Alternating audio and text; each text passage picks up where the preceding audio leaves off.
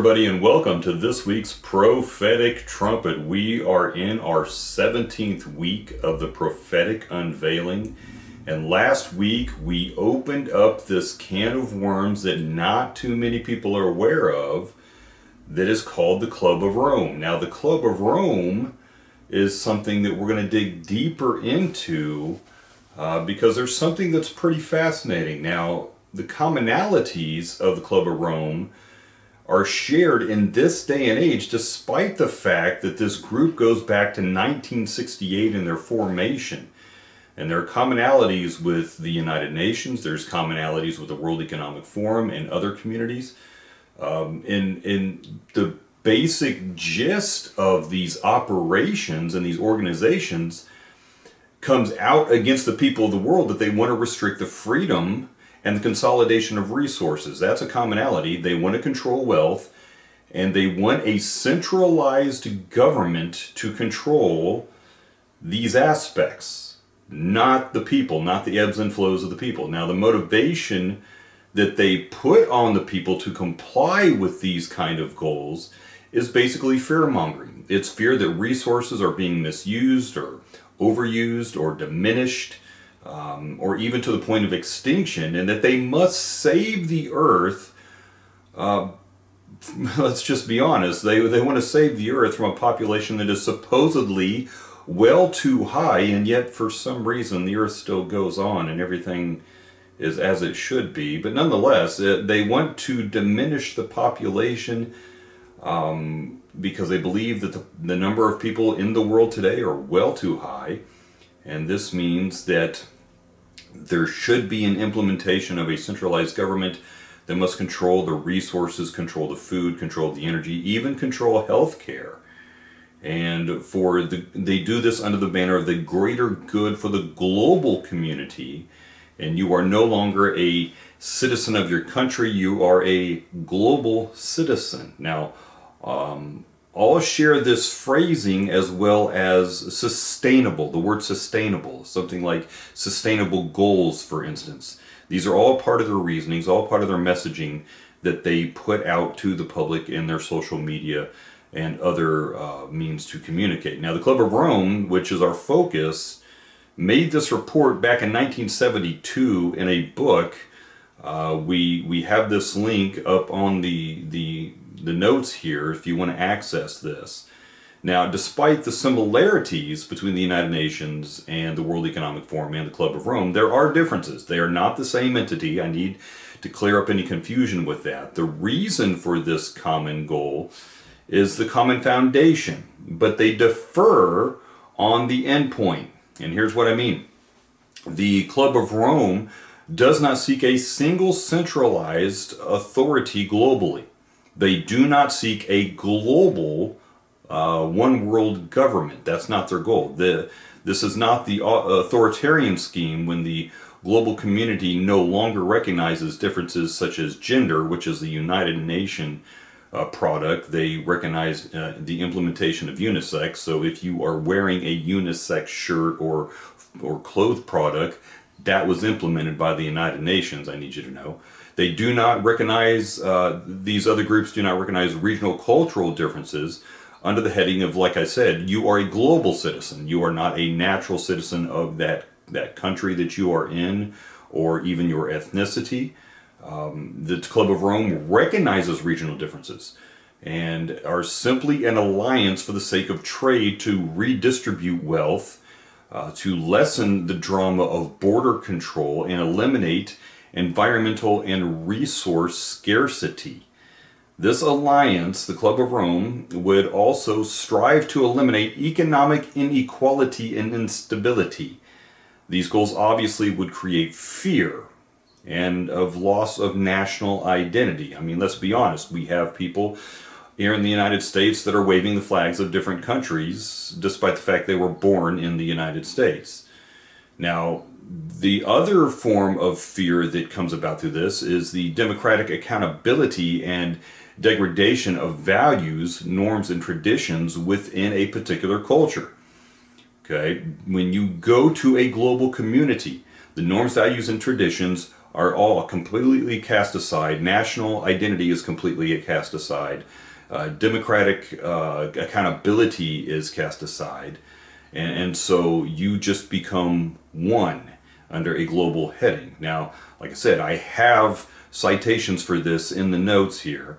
So the plan, and this is where we're going to get interesting, the plan for the Club of Rome, way back in 1968, was to split the globe into 10 nations. Now, I'm going to show you a map here that I want you to take a close look at. This is the map that the Club of Rome has put out in 1968 as to how the globe itself should be distributed into 10 nations. 10. And that is very interesting. I hope you got a good long look at that. Maybe you can still shot it on your phone. If you're watching on your phone, do a screenshot. But this is obviously vastly different than the United Nations or the World Economic Forum, who have one world region because it's a global community. Now, what's interesting is that Greenland in this map that I just showed you from the Club of Rome is tied to the United States and Canada. And Greenland is really this, not too many people are really aware, unless you're in Greenland or Iceland, or not too many people aware, because nobody ever talks about Greenland or Iceland. But let's take a look at some of the things that Greenland offers. It's a vast territory.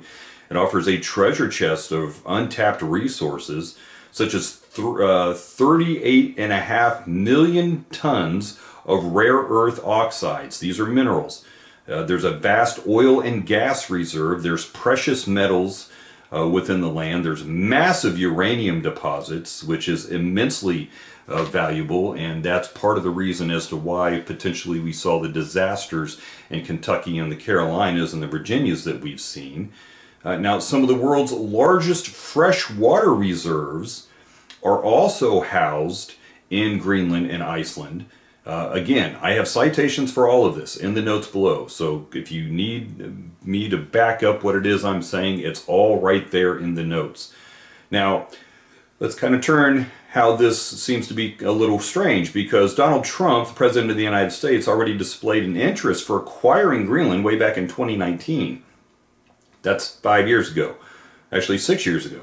At this time, his efforts quickly faded due to the medical emergency that took place in 2020. And I got to be careful how I say what that is, because algorithms will trip me and ban me. Nonetheless, however, at this time, his aggression on the topic cannot be mistaken, because obviously within the first 3 months of his administration, it has popped back up. Now, allegedly, House Republicans are already drafting legislation to provide green light to negotiate with Greenland to acquire them and make them a portion of the United States. Now, there's several big reasons, one of them being untapped natural resources in the country, as I stated. But the United States' interest in Greenland is also strategic. They control the Arctic resources and the trade routes in that region, and the geopolitical influence of that Arctic region, and there is a military presence that would be very dominating for the United States of America should Greenland and Iceland become a portion of these United States. Now, again, we're also seeing this undertaken within Canada. I didn't get into any notes about Canada because I don't want to upset my Canadian viewers, and quite honestly, at this point, I don't think I have any viewers in Greenland or Iceland. But is this merely just the Club of Rome, something that they put out back in 1968, and just it's just merely a coincidence, or is there something more to this? Really, that's the question. Because it is known, if you do the research, that Donald Trump and the Club of Rome aren't exactly exchanging Christmas cards every year. The Club of Rome, matter of fact, the president of the Club of Rome back in 2017 said economic sanctions because of climate issues in the United States is a lovely idea and should be strictly enforced.